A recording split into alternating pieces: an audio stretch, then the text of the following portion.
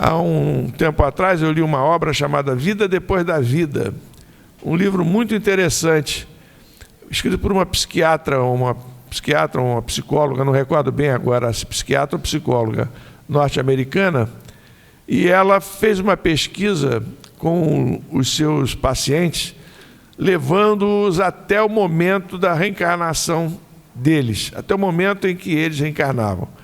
Fazia uma regressão de memória e os levava até aquele momento da reencarnação e depois perguntava para eles, né, o sujeito em transe perguntava: por que você reencarnou? Né? Aí a pessoa, ciente das suas, do seu passado, ela respondia. E aí ela depois tabulou esses resultados e concluiu que a maior parte daqueles que tinham sido submetidos a essa regressão diziam que tinham reencarnado com o propósito de aprender a viver em sociedade, a se relacionar com o seu semelhante. Olha, vejam aí, meus amigos. Então, a maior parte de nós tem esse compromisso. Diríamos que todos nós temos esse compromisso de aprendermos a viver em harmonia uns com os outros, né?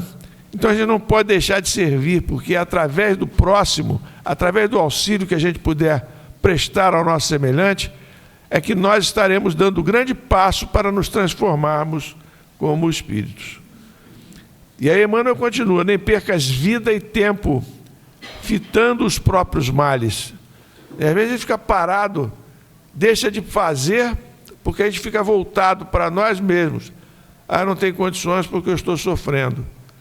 Não, aí mesmo que a pessoa tem que procurar enfrentar essas dificuldades, procurando servir.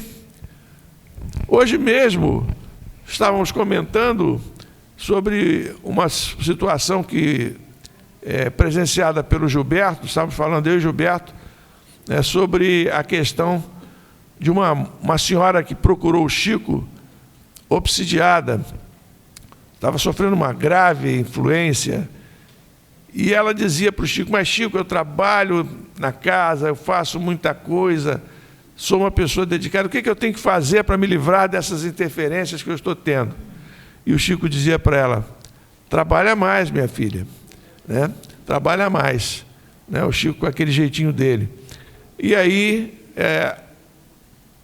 ela aceitou esse aconselhamento do Chico.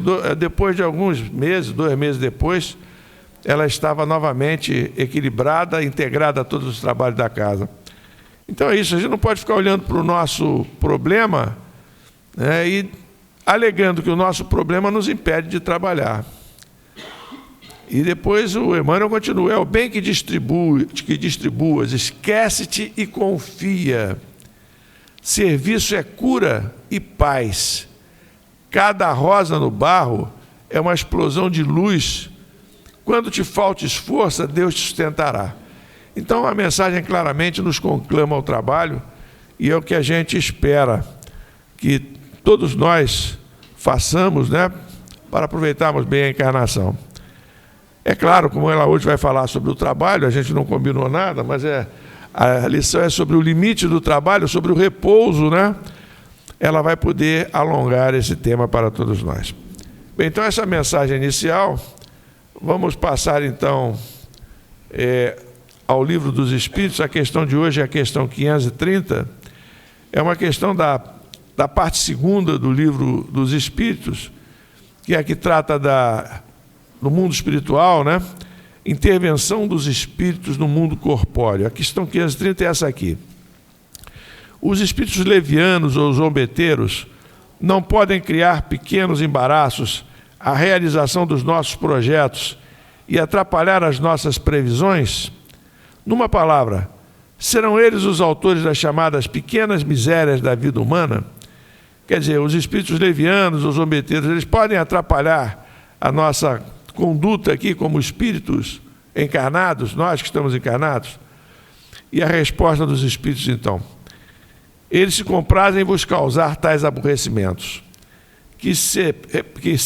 que representam provas para vós, a fim de exercitar a vossa paciência.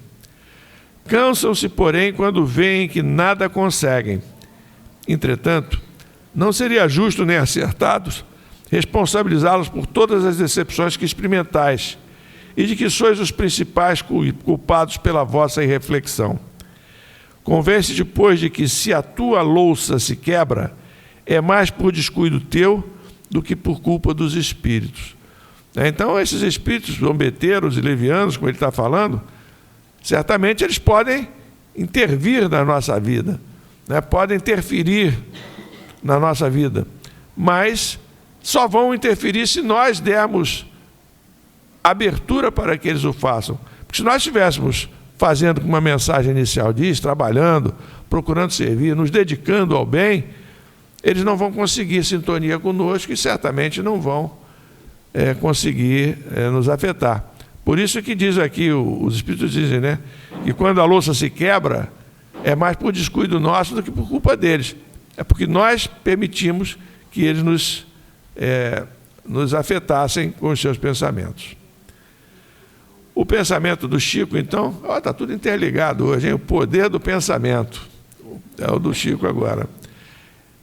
Chico psicografava, interrompeu o trabalho, dirigiu-se a um bairro pobre, uma senhora gritava o seu nome sem parar e está interferindo na psicografia.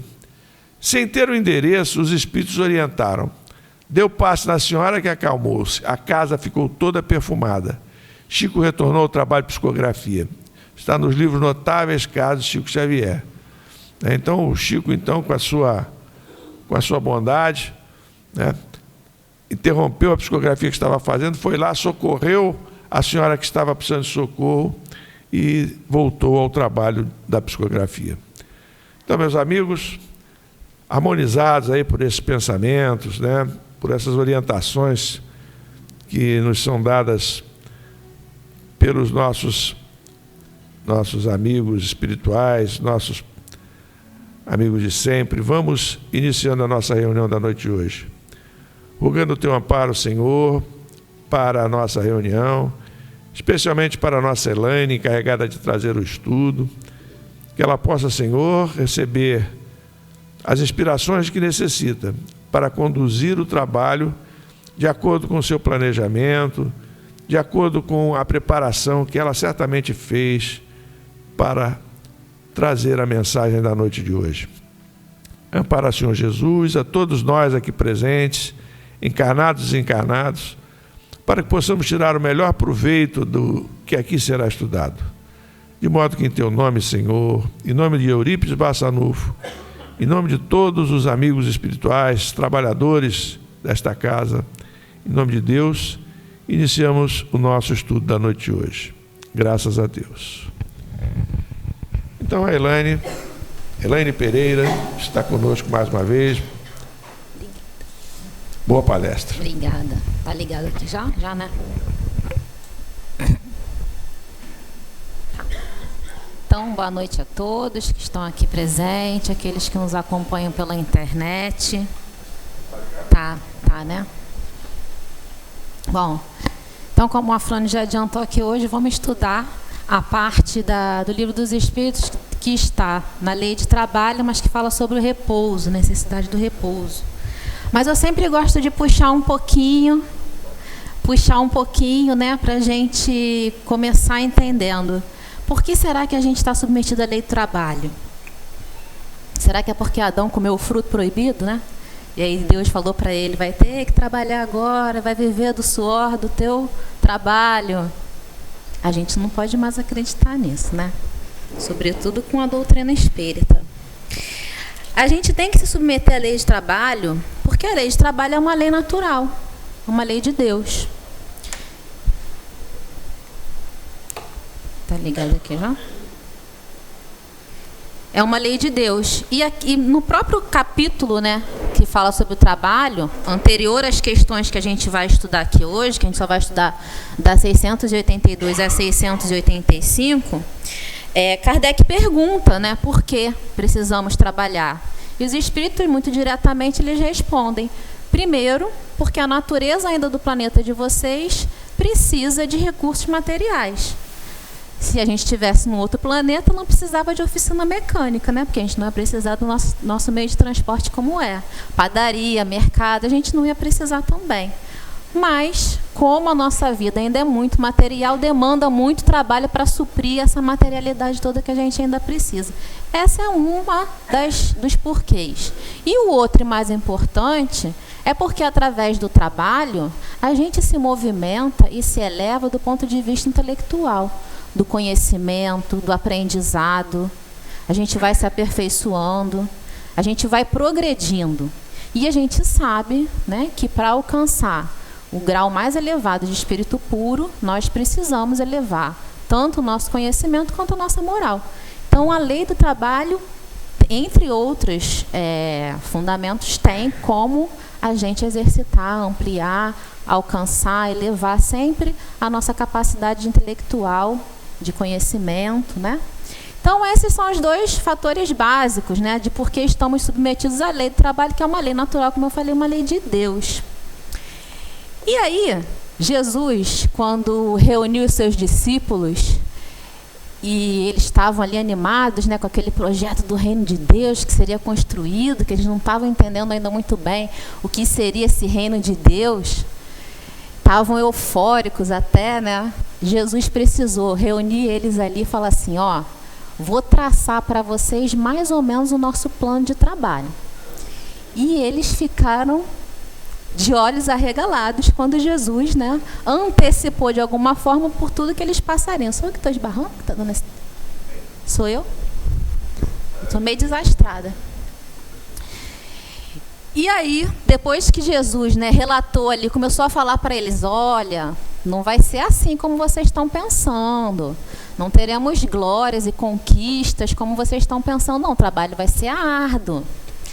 E um deles, então, virou para Jesus e falou assim, mestre, vou acompanhar daqui, exclamou um deles, não seria melhor fugirmos do mundo para viver na incessante contemplação do reino? Para que tanto trabalho, mestre? Vamos logo lá, que era o pensamento que vigorava e ainda vigora um pouquinho, né? Vamos logo lá pro reino, né? E viver de contemplação, mestre. Para que tanto trabalho? Você é um mestre.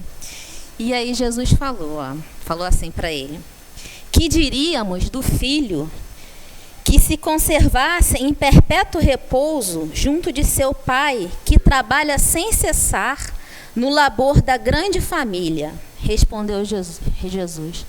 Que pai é esse que Jesus está falando? O que vocês acham? Se Deus, né, nosso pai, nosso Criador, trabalha desde sempre, criando, né, incessantemente, não para de criar, não para de trabalhar, nós vamos parar? Criaturas que somos, né? Temos muito ainda a construir, né? E temos que louvar e agradecer por tanto trabalho que temos ainda pela frente. Bom, então vamos entrar agora nas questões. Primeira questão, 682, primeira questão do nosso estudo de hoje, do Livro dos Espíritos. Kardec pergunta assim, sendo uma necessidade para todo aquele que trabalha, o repouso não é também uma lei da natureza? É a pergunta de Kardec, né? E os espíritos respondem, sem dúvida. Parece uma pergunta óbvia, né? A gente trabalha, a gente tem um corpo material que se desgasta, que se cansa, então a gente precisa descansar. Só que para alguns companheiros nossos, sobretudo na época que Kardec estava, isso não era tão óbvio em relação ao outro. Em relação a eles devia ser, mas em relação ao outro não. Por que eu estou falando isso aqui? Porque no século anterior, né, na Europa, estava acontecendo o quê? A Revolução Industrial. Grandes fábricas, né, um movimento gigantesco, convocando pessoas para o trabalho. E tinha direito de descanso? Nenhum. As pessoas entravam numa exaustão tamanha, né, e morriam e adoeciam, que em seguida a Revolução Industrial veio a Revolução dos Trabalhadores, exigindo o direito de descanso. Olha, uma coisa que é óbvia, né, mas que teve que ter uma revolução para que eles conseguissem esse direito. E aqui no Brasil, esse direito só foi consolidado em lei em 1943, que foi quando foi publicada, né, promulgada a CLT, que é a nossa consolidação das leis do trabalho. Aí ali que regulamentou o direito ao descanso remunerado, direito às férias. Olha como é recente, né? Então, parece óbvio, né? Mas é óbvio para a gente que é trabalhador. E como todo direito é conquistado arduamente, tivemos que brigar por esse também. Não era tão óbvio assim, não. Então, assim, eu não tenho dúvida que a pergunta de Kardec, né, não tirando todo o brilhantismo, essa pergunta sobre o descanso estava um pouco envolvida com esses movimentos que aconteciam na sociedade da época, né? E interessante, aí a espiritualidade responde, né? Sem dúvida, o repouso serve para a reparação das forças do corpo. E também, essa segunda parte aqui é muito interessante, e também é necessária para dar um pouco mais de liberdade à inteligência, a fim de que se eleve acima da matéria. É esse trechinho aqui, ó. O que vocês entendem por isso? O que vocês acham que a espiritualidade aqui está falando? Para dar um pouco de liberdade à inteligência. Conseguem pensar alguma coisa? Isso é muito importante. É importante demais. Oi? Acho que não, né?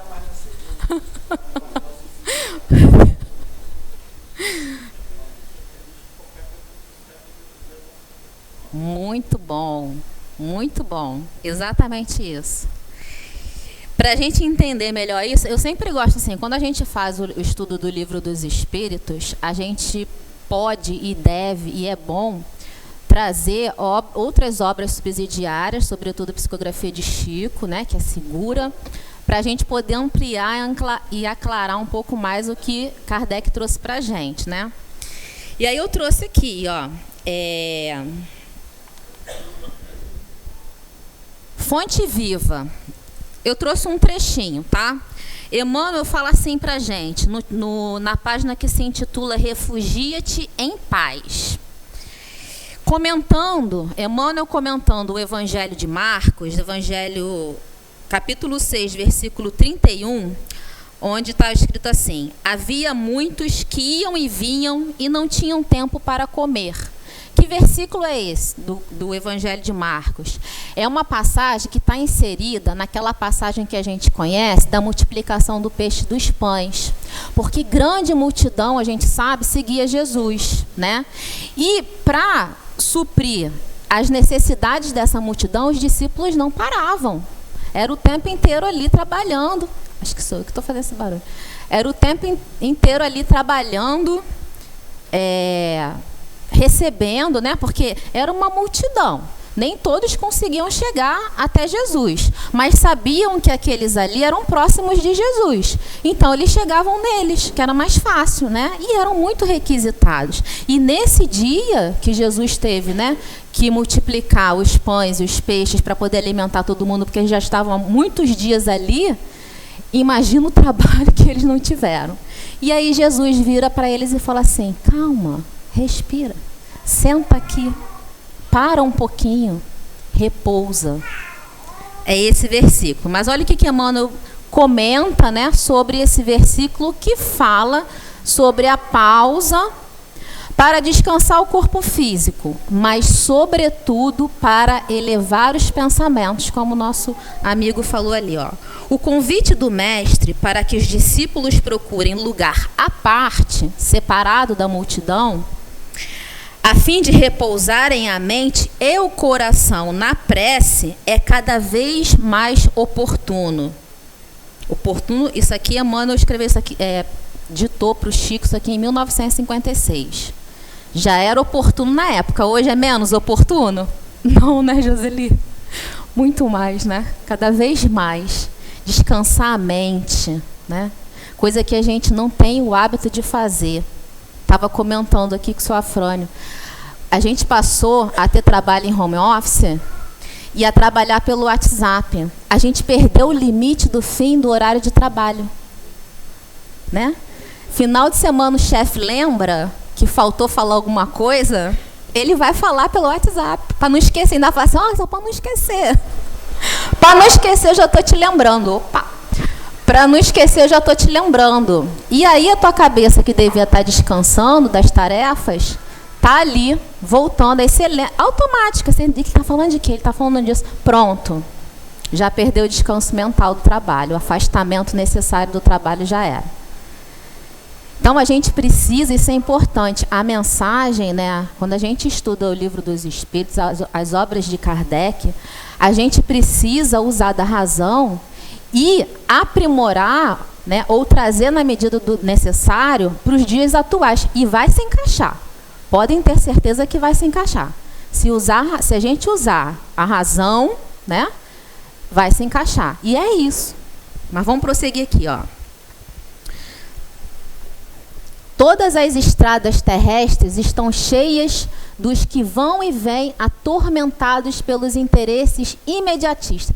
Cada vez mais estamos imediatistas.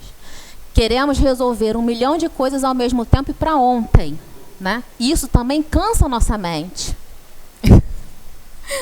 Isso também cansa demais a nossa mente. Precisamos repousar disso também. sem encontrarem tempo para a recepção do alimento espiritual. Isso que está escrito na mensagem de Kardec. É assim que a gente tem que ler quando os espíritos falam aqui, para dar um pouco mais de liberdade à inteligência. Para tirar a inteligência do foco do trabalho necessário, do trabalho material, daquela obrigação material, e pegar essa inteligência, né, e elevar ela com alimento espiritual. Leituras edificantes, né, meditação para o autoconhecimento, meditação para o start dessa mente tribulada. Então é assim que a gente tem que ler essa mensagem que os espíritos colocaram aqui. Seguindo aqui no texto um pouquinho, né, coloquei só um trechinho aqui, mas olha o que Emmanuel fala. Nunca houve no mundo tantos templos de pedra como agora para as manifestações de religiosidade. E jamais apareceu tamanho volume de desencanto nas almas. Por quê? Porque a gente está muito ligado às manifestações exteriores, ao cumprimento dos requisitos, das regras, dos rituais. E parar para olhar para dentro, a gente ainda não conseguiu. Então, por isso que a gente busca os templos, né? Por isso que a gente busca os rituais dos templos. Mas as almas continuam, o espírito continua doente, desequilibrado, atormentado, triste pelo menos. Ó, meu amigo, se adotastes efetivamente o aprendizado com o mestre divino, ou seja, você quer realmente caminhar e aprender a mensagem do Cristo, você quer realmente se elevar, deixar de lado as manifestações exteriores e vivenciar os ensinamentos do Cristo, retira-te a um lugar à parte. Não precisa de templo, de pedra. Precisa do nosso templo interior.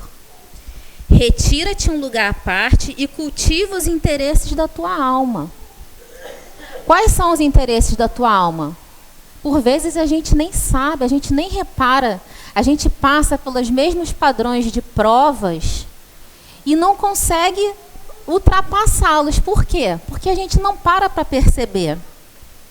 Eu tinha, no meu trabalho, um padrão de comportamento em alguns colegas que me irritava demais. E aí eu mudava de setor e tinha outro colega com o mesmo comportamento. E eu sempre culpava o colega. Mas não é possível, gente. Sempre vai me perseguir esse tipo de comportamento. Teve um dia que eu li um texto de um livro espírita. Olha como é importante o estudo. Como que ilumina, como faz você olhar para dentro.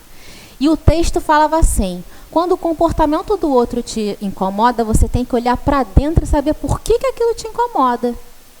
E aí eu parei e pensei, caramba, eu não tenho que mudar de setor para me livrar dos colegas que têm esse comportamento. Eu tenho que aprender a entender o que dentro de mim que me causa isso, e entender que o problema é meu, não é do colega que tem esse padrão de comportamento. Foi fácil? Não foi. Mas hoje, eu não analiso mais comportamento de colega, eu analiso o meu. O que eu estou fazendo? Estou cumprindo meu horário? Estou cumprindo a minha meta? Estou cumprindo? Então estou cumprindo. Quem não está cumprindo, problema dele com ele. E aí, ó, acabou o tormento. Esse, né? Tem muitos ainda outros. Esse acabou. Ó, meu amigo, se adotaste efetivamente o aprendizado com o Divino Mestre, retira-te a um lugar à parte e cultiva os interesses da tua alma. É possível que não encontres o jardim exterior que facilite a meditação, nem algum pedaço de natureza física onde repouses do cansaço material. Todavia, penetra o santuário dentro de ti mesmo. Então não precisa buscar aquele lugar lindo, aquele jardim maravilhoso, né? Eu só consigo me conectar à espiritualidade, à natureza, a Deus num lugar assim, num lugar assado. Não, a gente se conecta a Deus em qualquer local, né? Se sentiu mal no ambiente de trabalho, vai para o banheiro, senta, entra em prece, pronto, se conectou a Deus. Vai sair mais tranquilo.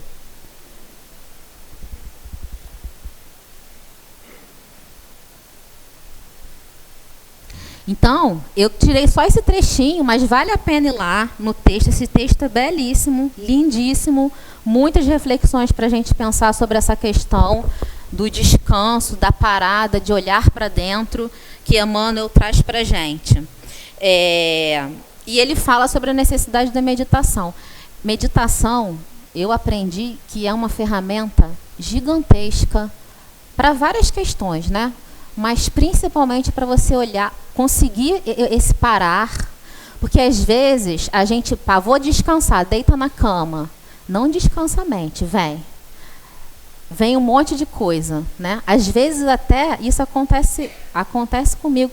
De noite eu acordo porque senti frio, porque senti calor. No momento que eu acordo, se é uma semana muito atribulada no trabalho, no momento que eu acordo, vem os problemas. De noite, gente, é 3 horas da manhã, 4 horas da manhã. Aí, o que eu tento e tem funcionado, graças a Deus?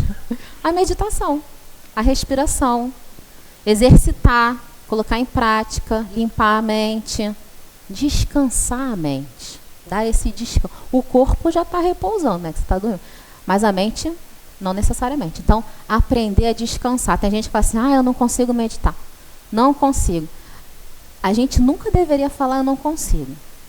Porque não há o que a gente não consiga, há o que a gente não queira. Mas conseguir a gente consegue. Essa é uma capacidade do ser humano, né? Bom, então, passando para a próxima agora. E qual o limite do trabalho? Né? É a próxima pergunta. Qual o limite do trabalho? Kardec pergunta. E aí os espíritos respondem, o da força, das forças. Acabou a força na hora de parar. Em suma, a esse respeito, Deus deixa inteiramente livre o homem. Tem uma pegadinha aqui. Que se a gente não prestar atenção, a gente cai nessa pegadinha. Que é a seguinte, o que os espíritos estão falando aqui para a gente, né? Do livre-arbítrio. Por que eles estão falando isso para a gente, né? Parece simples, mas não é. Da força. Porque, às vezes, a gente ultrapassa o limite das forças. E quando a gente ultrapassa o limite das forças, a gente agride o quê? O nosso corpo físico, né? E a nossa capacidade mental. Muitos desequilíbrios psíquicos vêm, né, dessa incapacidade de você parar, de você se impor através do seu livre-arbítrio. Ele está falando de livre-arbítrio aqui, né? De você se impor à parada. Eu conheço pessoas que passavam o dia trabalhando no trabalho normal. Quando cessava o horário do cumprimento do trabalho, eles se voltavam para telas de computador e ficavam imersos no mundo do investimento. E ali, porque é uma loucura aquilo, né? Imerso naquilo ali. E não tinha família, e não se alimentava direito, porque precisavam estar ali lucrando, investindo. Está usando do livre-arbítrio com o corpo, com os limites do corpo da melhor forma? Não tá, né? Não tá. Não vai dormir direito, não vai acordar direito, não vai trabalhar direito no dia seguinte, e a alimentação, sem contar que sentado o dia inteiro, né? Então, por trás dessa pergunta aqui, qual o limite do trabalho? O das forças? Em suma, a esse respeito, Deus deixou inteiramente livre o homem. Como ele não impõe nada, né? Não ia impor isso. Fica a cargo dele. Fica a seu cargo saber o seu limite e o limite que você tem que dar para o seu trabalho. Que às vezes a gente também não consegue, né? Hoje em dia, há um movimento também de auxílio. Hoje o homem em casa ajuda a mulher, né? Aí eu brinco, falo assim, a mulher saiu, conquistou o mercado de trabalho e achou isso maravilhoso. Só que ela trabalha no trabalho agora e trabalha em casa também. Mas agora está começando a modificar, né? Agora os nossos companheiros estão começando a nos auxiliar nos trabalhos de casa e isso é maravilhoso, está tendo um equilíbrio. Mas antes não tinha, não. Antes a mulher e se obrigava e se sentia culpada. Olha, ainda tem isso, a culpa de não conseguir concluir tudo que pensou em concluir, né? Então vem a exaustão física, a exaustão mental e a culpa. Um pacotão, né? Maravilhoso. Uma hora explode.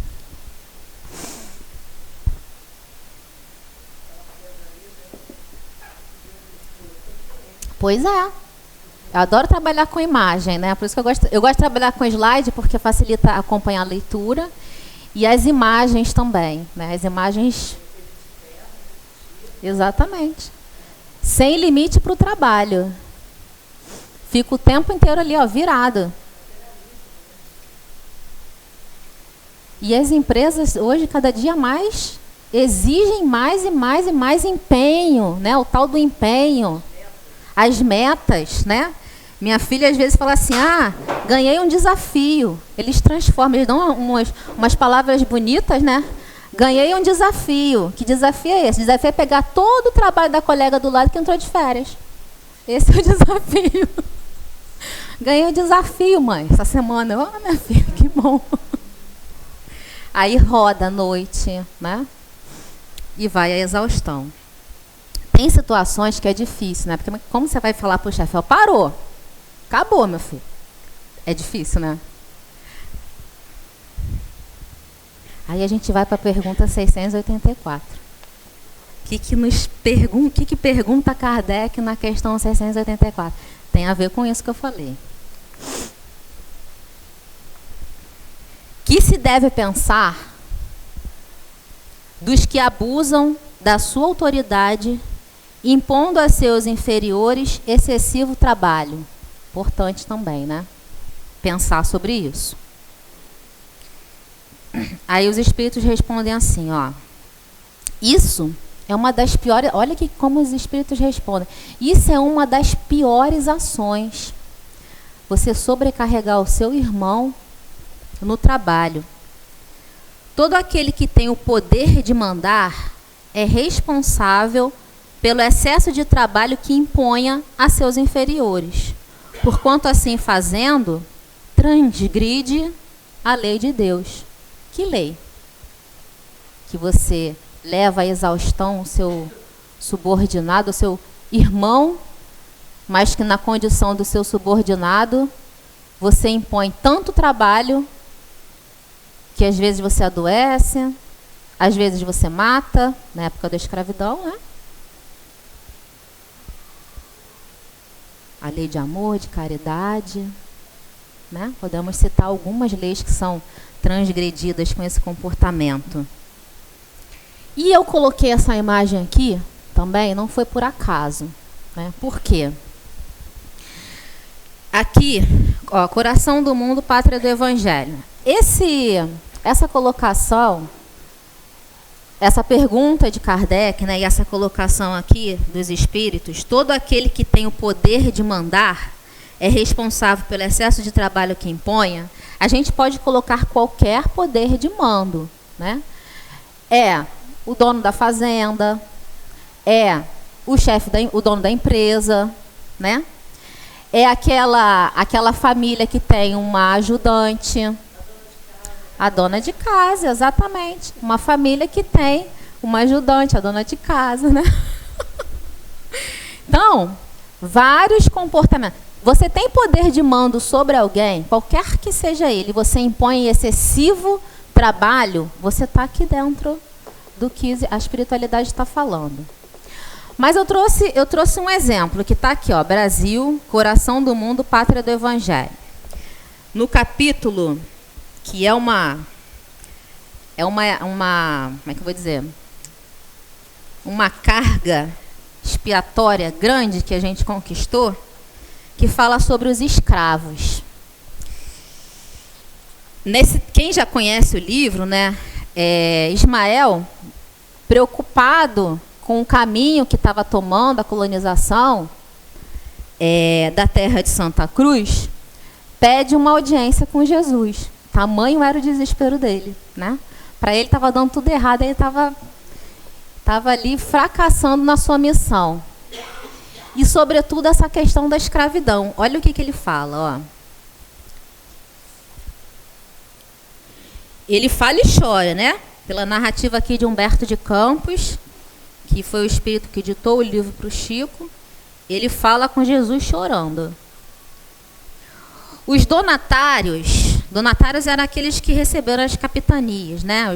As terras quando foi dividido o Brasil, naquela época. Os donatários dos imensos latifúndios de Santa Cruz fizeram-se à vela, ou seja, entraram nos navios, escravizando os negros indefesos da Luanda, da Guiné e de Angola. Infelizmente, os pobres cativos miseráveis e desditosos chegam à pátria do vosso evangelho como se fossem animais bravios e selvagens, sem coração e sem consciência. Aí Jesus vira para ele e fala assim, com a serenidade do Espírito Cristo, né? Ismael, meu filho, asserena o teu mundo íntimo no cumprimento dos sagrados deveres que te foram confiados. Calma, meu filho. Bem sabes que os homens têm a sua responsabilidade pessoal nos feitos que realizam em suas existências, isoladas e coletivas. Calma. Você sabe que toda ação que o homem faz, seja individualmente ou seja como coletividade, vai recair sobre ele o efeito da ação dele. Mas, se não podemos tolher-lhes aí a liberdade, não podemos tirar o livre-arbítrio. Não é assim que Deus trabalha. Também não podemos esquecer que existe o Instituto Imortal da Justiça Divina, onde cada qual receberá de conformidade com os seus atos. Então você não está fazendo nada de errado, Ismael. A sua parte está correta. Os nossos companheiros que ainda estagiam na infelicidade, né, na ignorância, é que estão escolhendo o caminho deles. Então vamos deixar. Vamos deixar porque vai ser na dor, infelizmente, né? Eles tiveram a oportunidade, porque aqueles que foram eleitos, e ele diz aqui, eu não vou ler, né? Mas ele diz aqui qual seria a missão desses que foram lá na África buscar os nossos irmãos. Não era para escravizar. Eles tinham que ir lá, mas não era para escravizar. Era para trazer como companheiros de jornada, para chegar aqui e auxiliar no trabalho. Mas, pelo livre-arbítrio, eles optaram por escravizar. E ele fala aqui, porque eles, com a desculpa de que eles não iam conseguir trabalhar, porque eles não se adequariam ao calor, né? Eles teriam que usar a força de outro para trabalhar. E ele continua aqui, ó.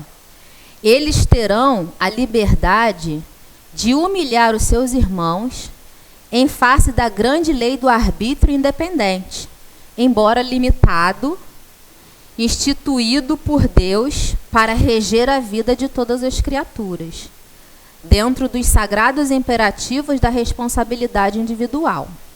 Mas os que praticarem o nefando comércio sofrerão igualmente o mesmo martírio nos dias futuros. Ou seja, né, vão ter que passar pelo sofrimento de serem escravizados para perceber na dor e no sofrimento o mal que eles causaram. O mesmo martírio nos dias futuros, quando forem também vendidos e flagelados em identidade de circunstâncias. E isso aqui foi uma carga tão grande que até hoje podem acreditar, existe trabalho escravo. E essa foto aqui é de um movimento que existe contra grandes empresas produtoras de chocolate que captam recursos de produtores na África que usam trabalho escravo infantil. Hoje, foi feito um protocolo de adequação para que essas empresas recusassem até o ano, e não vou me lembrar agora, mas já passou o prazo e eles não fizeram, nem 70%, se eu não me engano. E tiveram que estender o prazo para essas empresas se adequarem.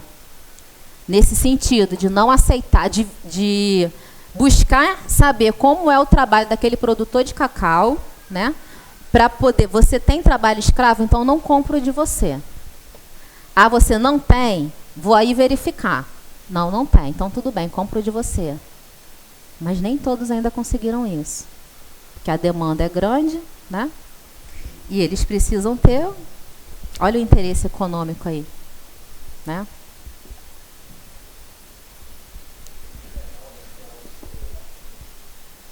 Hã?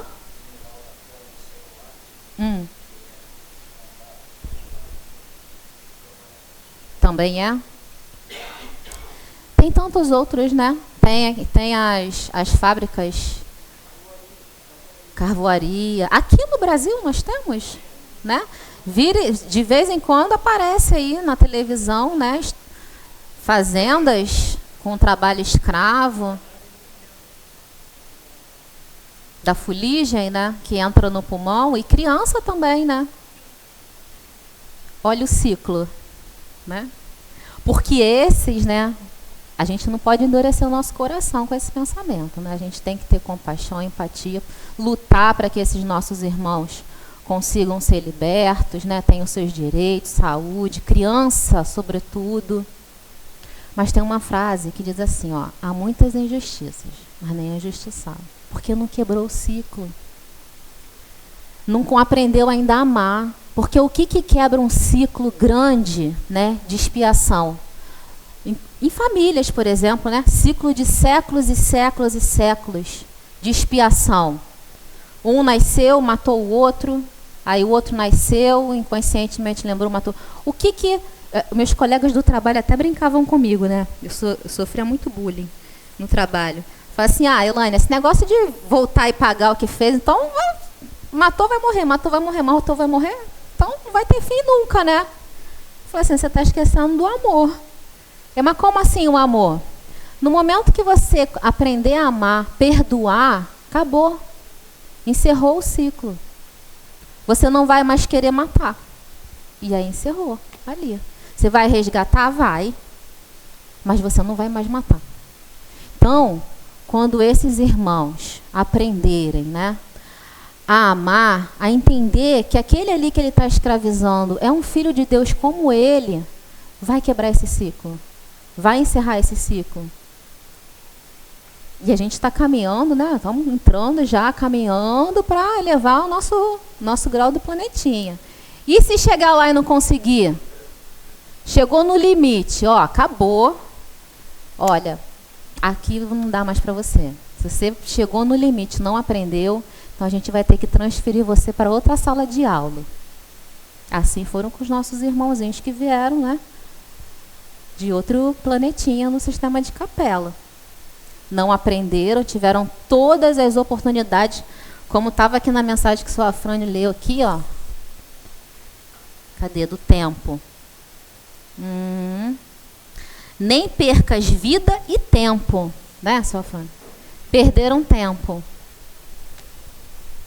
Mas a providência divina é tão maravilhosa que eles vão para o inferno queimar para o resto da vida? Não. Não. Não vão, não. Vão ter oportunidade, né? Como foram os nossos irmãos degradados de Capela. Depois retornaram para a sua pátria amada querida. Depois que aprenderam, né, aqui, tiveram que vir para um planeta que para eles era muito primitivo, perto do alcance intelectual, que eles já tinham alcançado no planetinha deles, né? Mas a elevação moral não acompanhou. Depois eles retornaram.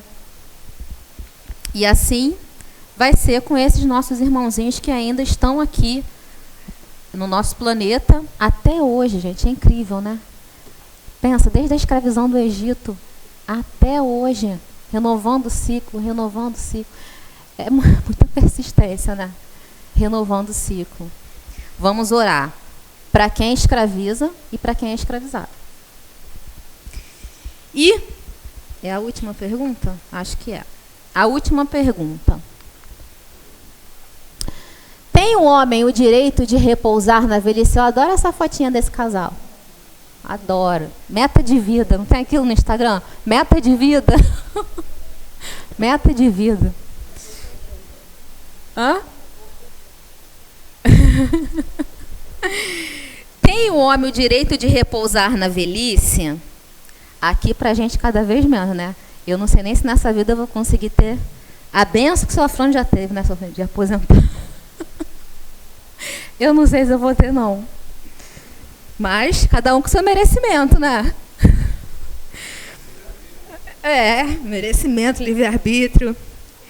Bom, os espíritos respondem sim, que a nada é obrigado, senão de acordo com as suas forças, né? Há aqueles que gostam até, eu acho isso muito legal, que conseguem se aposentar, né, no trabalho ganha-pão, como eu costumo falar, e querem continuar para ter vitalidade, né? Para ter o pensamento ativo, seja em outro trabalho ganha-pão, seja no trabalho no bem, né, no núcleo religioso dele, né, na casa espírita, na igreja católica, evangélica e tal.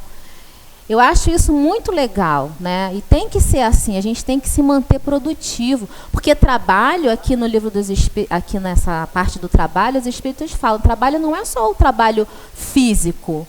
Qualquer trabalho, qualquer movimento útil que você faça é um trabalho, porque a gente sabe de histórias de irmãos acamados, mas que ainda assim trabalhavam por bem, ainda assim produziam, né? Então não é só ter não é só o trabalho físico, né? Tem Já fica doente. Não posso, estou resfriado. Ih, estou com resfriado que se arrasta um mês. Ui, estou resfriado. Desmaio. Também, olha isso, Afrânio. É a mensagem. Não alegues defeito, deixando de servir. Tá vendo? Então, sim, né, tem vigor ainda, tem capacidade, né, vamos continuar trabalhando. Agora, triste é quando a gente não consegue suprir as nossas necessidades e, por exigência dessa situação, tem que continuar trabalhando. E tem aposentados, né, que sustentam a família inteira. Inteira. Aí é difícil, né? Mas é a realidade. Então, sim, que a nada é obrigado, senão de acordo com as suas forças. Tem uma segunda perguntinha dentro dessa segunda. Ah, eu esqueci de botar aqui, desculpa. Tem uma segunda perguntinha. Então, que há de fazer o velho que precisa trabalhar para viver e não pode? E aí? Como é que faz? Aí a gente tem que usar da caridade de quem está ali do lado, né? É a oportunidade do outro exercitar a caridade dele. Olha o que os espíritos falam. O forte deve trabalhar para o fraco. Não tendo este família, a sociedade, olha aí, a nossa responsabilidade como sociedade. Né, Joseli? Importante. Importante a gente não pensar só como individualidade, né? Porque a gente só vai alcançar um bem para a gente quando a gente lutar pelo bem do outro. Porque é o bem geral que vai dar para a gente, lá na frente, a sensação de bem também. Porque enquanto tiver um irmão passando necessidade, enquanto tiver um irmão sofrendo, a gente não vai ter felicidade plena. A gente vai sofrer. Mesmo que a gente finja fechar os olhos para aquela situação, de alguma forma vai atingir a gente. Então, a gente precisa pensar como coletividade, sim. E elevar, né, o bem-estar comum e lutar por ele. Sim, exigir, né, dos nossos governantes o cumprimento disso, né? Porque a gente luta, exige, mas eles que aplicam isso, né?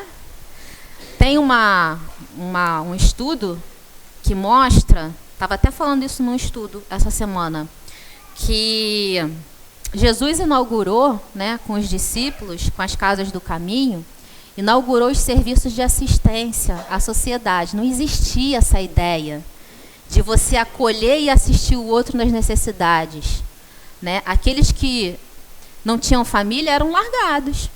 Mulheres viúvas eram abandonadas. Doentes, né? Eles eram excluídos da sociedade. Os leprosos tinham sentença de morte, né? Se fosse hoje, seriam certidão de óbito.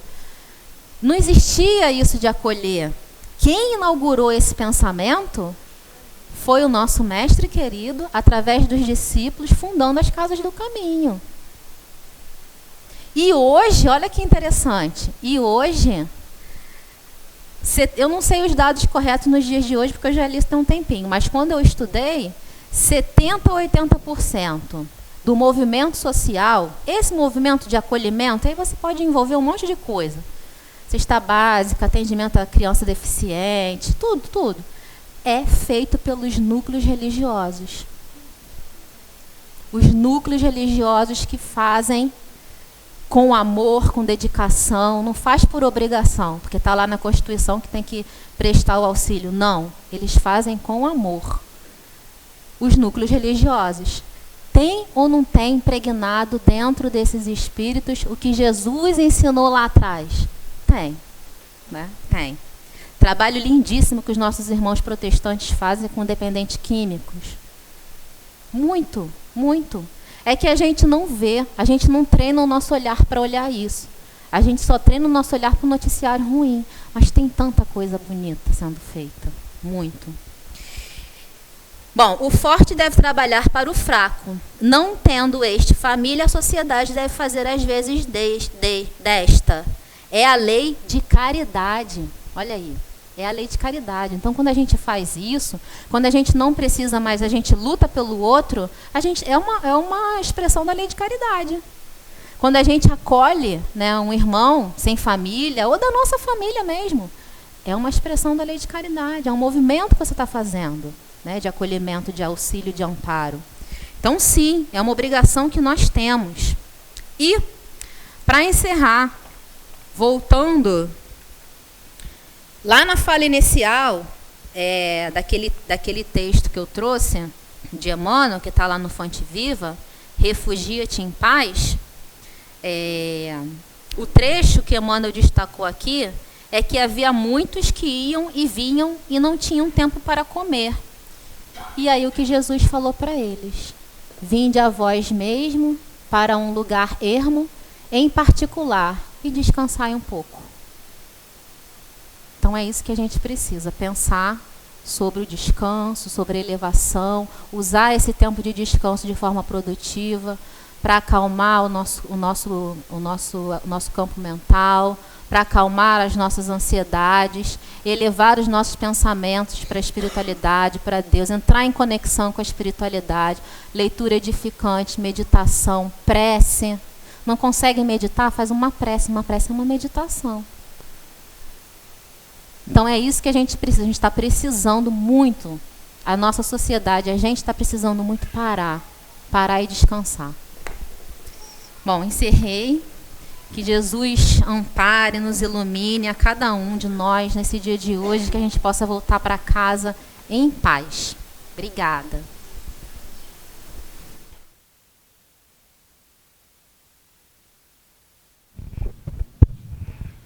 Nós é que agradecemos, Elaine, pelo seu trabalho, pela sua apresentação, né? Eu estava lembrando, quando você falou nessa última pergunta aí, né, de que a sociedade deve prover a necessidade do que não pode trabalhar, né? Estou me lembrando do livro Vivendo em Plenitude, do Richard Simonetti. Ele conta uma história do LaGuardia, que era um prefeito de Nova York, né, que ele gostava de presidir julgamentos, pequenos julgamentos. E uma mulher foi pega roubando um pedaço de pão para se alimentar. E foi levada a julgamento, né? E aí o pessoal quer saber qual é a pena que o LaGuardia vai atribuir à mulher, porque ela foi pega roubando um pedaço de pão, né, para se alimentar. E aí o LaGuardia condena a mulher a uma pena pecuniária, não me lembro agora quantos dólares foi, e condena a sociedade a se cotizar para pagar a pena, para que ela pudesse ser colocada em liberdade, né? Então, é mais ou menos o que você falou, né? A responsabilidade que nós temos para com o nosso semelhante. É a mensagem inicial. A gente só trabalha, a gente só cresce em função do servir ao nosso semelhante. É isso que a gente precisa entender. Esse eu acho um aspecto importante que você falou. Eu acho que a gente tinha que ressaltar isso. E com relação ao pensamento também, nós somos espíritos encarnados. O nosso pensamento é que preside as nossas ações. Então, a gente tem que pensar sempre, como você falou, a gente não pode dizer, eu não consigo, né? O nosso pensamento tem sempre o sentido de que nós conseguimos, que nós somos capazes, que nós vamos vencer, apesar de todas as dificuldades. É o pensamento atrelado à fé que todos nós devemos ter. E um último aspecto que eu me lembrei, né? Você falou da escravidão. Eu já ouvi falar em algumas ocasiões, já até li a esse respeito, mas não vou me recordar agora, mas tem gente aqui muito capaz que se lembre disso, né? Foi dito que o Brasil tem duas grandes dívidas em relação ao povo brasileiro, como nação, tem duas grandes dívidas a quitar. Uma com relação à escravidão e outra à Guerra do Paraguai, né? Se lembra onde foi? Um livro, alguma coisa? Eu acho que foi o Chico que teria falado, eu não me recordo bem, né? São as duas grandes dívidas que nós estamos pagando como sociedade, como nação brasileira, que dois grandes deslizes sociais, né, que nós cometemos. Mas acho que foi muito boa a sua exposição. E, olha, devo dizer a vocês que, como aposentado, eu trabalho mais do que quando eu estava na ativa. Pô. Eu acho que isso pode ser um testemunho. Ali a Márcia está aqui para testemunhar. Pô. Que a gente tem menos tempo hoje do que quando eu estava na ativa e me dividia entre as diversas atividades que eu tinha. E quem está aposentado e resolve realmente se dedicar, dar uma destinação útil à sua vida, vai encontrar a mesma situação. Então, fique tranquila que você chega lá. Tá bom? Então é isso, gente. Olha, nós vamos passar então a segunda parte do nosso trabalho. Vamos apagar a luz para que nós possamos nos concentrar melhor, né? O coral vai sustentar o ambiente e eu vou convidar então os passistas para se colocarem em condições de aplicar o passe. Vou pedir ao Orlando para desligar aqui a luz aí para que nós possamos então fazer o trabalho. Pois não? A luz daqui, né? Desculpe. Obrigado. Então a luzinha aí para facilitar. Lembrando sempre que o passe é uma transfusão de energias, né, que não é uma atitude receptora apenas. A gente depende da atitude do paciente, né, da pessoa que vai receber. Não é apenas uma via de mão única, né? Não é apenas o passista que vai transmitir. É necessário que o paciente se coloque em condições de receber adequadamente as energias que vão lhe ser passadas. Então, vamos nos conservar em oração, né, e vamos procurar sintonizar com a espiritualidade amiga que nos cerca, para que tenhamos o melhor proveito dessa transfusão de energias que vai ser feita agora através dos nossos companheiros passistas. Então, que o Senhor Jesus nos ampare nesse trabalho e que possamos, então, aproveitar esses momentos. Graças a Deus.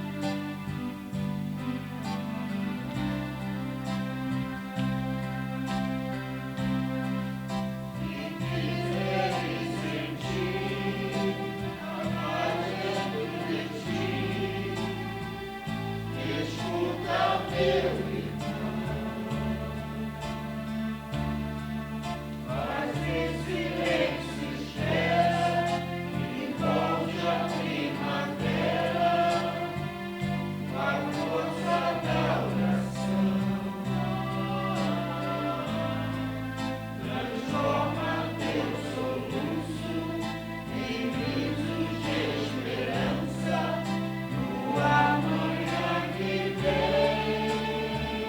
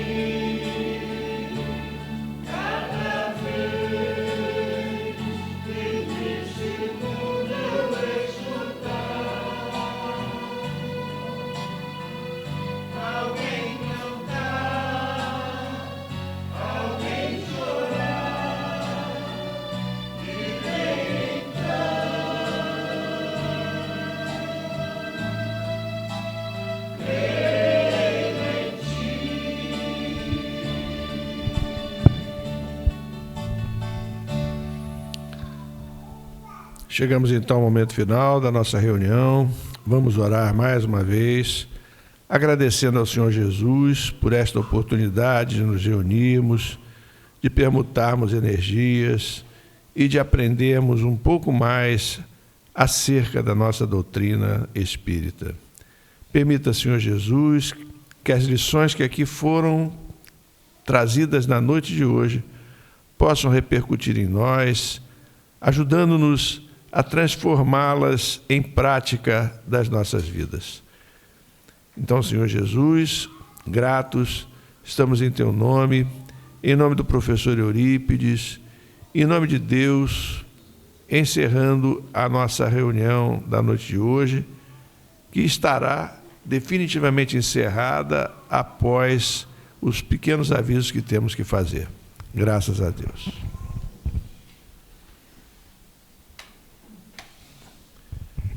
Bem, meus amigos, bem rapidinho, nós queremos apenas lembrar que nós temos uma palestra amanhã. Amanhã quem vai falar às 16 horas é o Alcide Geraldo. Embora meu nome esteja no programa, eu falei na semana passada, porque o Alcide não pôde falar, então o estudo de amanhã será feito pelo Alcide Geraldo às 16 horas aqui na nossa casa.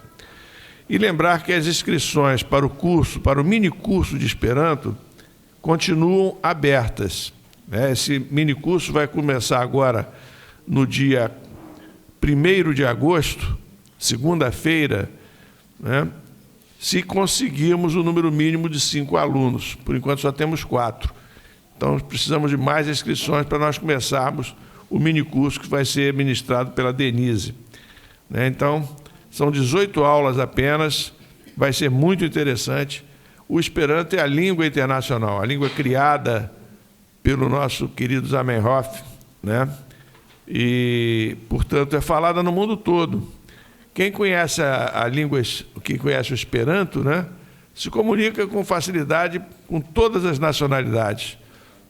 As nacionalidades, os mais diferentes idiomas, a gente consegue se comunicar através do Esperanto. Chinês, tailandês, russo, nós conseguimos falar com os esperantistas de lá, nos utilizando, portanto, do Esperanto.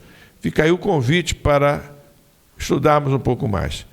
E o curso de introdução ao estudo da doutrina espírita, que normalmente é recomendado a quem chega à casa espírita e quer estudar, ele continua com inscrições abertas nas quintas-feiras, às 18 horas, nós estamos iniciando uma nova turma, e sexta-feira, às 9h45. Essa de quinta-feira, às 18, já está com o número de alunos suficiente. Vai iniciar no dia 4 de agosto, com a Maria Lídia. Temos também uma turma já em andamento na segunda-feira. Quem preferir segunda-feira, às 18 horas. Não sei se tem ainda vaga na segunda-feira, às 18 horas. Aí teríamos que ver com a Sônia. Não está aqui hoje a Sônia, mas a Sônia teria que dizer para nós. A turma de sexta-feira aguarda o número mínimo de 5 inscritos. Então é isso, meus amigos. Esses são os avisos. Vamos então passar para a trovinha de hoje, aproveitar a presença de uma querida amiga que nos visita, trabalhadora da casa durante tantos anos, a Elza Salek, conhecida de muitos de nós aqui, uma expositora muito querida também de todos nós, deu muitos cursos aqui para nós, deixa muitas saudades as aulas dela para todos nós. Eu pedi a ela um número de 1 a 60, Elza, para que a gente te dê uma trovinha. 32. Vamos lá. 32. Estou chegando. 30, 31, 32. A Elza escolheu para todos nós a seguinte trovinha. Teto, sustento, alegria. Ascensão à luz do bem. Sem trabalho, dia a dia, nada disso se obtém. Olha aí, olha o trabalho aí, ó. Chiquito de Moraes, pela psicografia do Chico. Tá vendo? Trabalho. Oi. Ela sabia, logo vi, poxa. Repetindo então. Teto, sustento, alegria. Ascensão à luz do bem. Sem trabalho, dia a dia, nada disso se obtém. Vamos trabalhar, minha gente. Essa é a mensagem da noite. Vamos descansar também. Vamos em paz, tá? Fiquem com Deus.